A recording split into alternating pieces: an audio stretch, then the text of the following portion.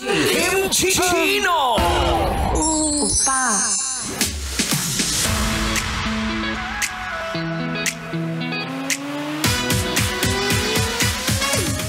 At sa gabing maulan, daig ka pa ng kalsadang basa, hindi ka pa rin nadidiligan.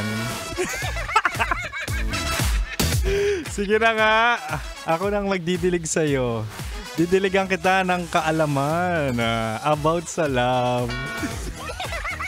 Gusto mo magpadilig kay Kim Chino?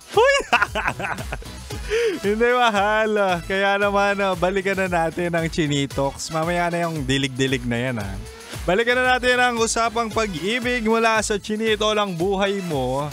Diba nga, bibigyan kita ng 3 senyalis na ang jowa mo ay possessive, hindi protective. Kaya naman, recap tayo, mahala. O sabi ko, una, possessive yan kapag lahat ng kilos mo kailangan may paalam o pahintulot sa kanya. Ano yung jowa mo? CCTV?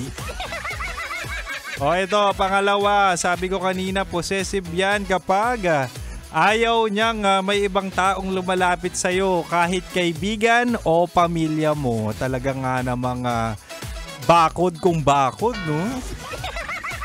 Eto naman, ang pangatlo at panghuli. Possessive yan kapag ginagamit niya ang pagmamahal bilang dahilan para kontrolin ka. 'Di ba? Usually sinasabi ng mga possessive na jowa, ganito yung mga litanya nila. Alam ko yan! Sabi nila or sinasabi nila, ginagawa ko to kasi mahal kita. Pinagbabawalan kita kasi mahal kita.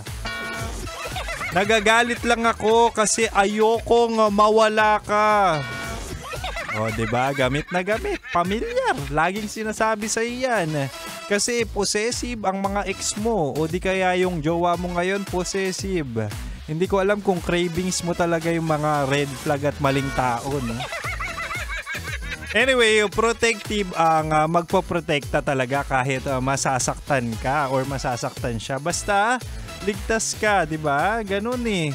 And possessive naman ang sasaktan ka para lang mapanatag siya or kanyang peace of mind ang inaatupag. Hindi pag ang pagmamahal ay ginagamit na excuse para sakalin ka, hindi yan pag-ibig. Promise, alam ko yan. Yan ay emotional manipulation, 'di ba?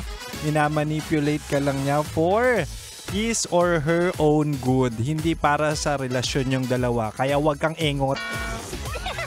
O ito mahala, ang tamang tao hindi ka ikukulong. Totoo to bagkus poprotektahan ka. Pwede siyang nasa likod mo, 'di ba? Cheering you or supporting you habang ikaw ay nag-grow as individual or as a person. Ganun yun At mahal, ang tamang tao, kung hindi mo pa alam itsura, ang tamang tao, Chinito.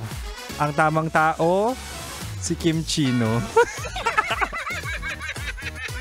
Kaya kung ako sa'yo, mahal, iwan mo na yung possessive mong jowa. Subukan mo na ako. Dali! Sige na nga, mahal. Baka kung saan pa mapunta to at talaga nga namang mag-break kayo ng jowa mo, maging kabit pa si Kim Chino. Mauna na ako, mahal Anyway, sana talaga nagkaroon ka ng kaliwanagan ang pagkakaiba ng protective sa possessive na jowa. At dapat, mahal, gabi-gabi kabisado mo na Chinitox, usapang pag-ibig mula sa Chinito ng buhay mo. Ako ang ka-69 mo. 6 to 9 PM tayo gabi-gabi, ha?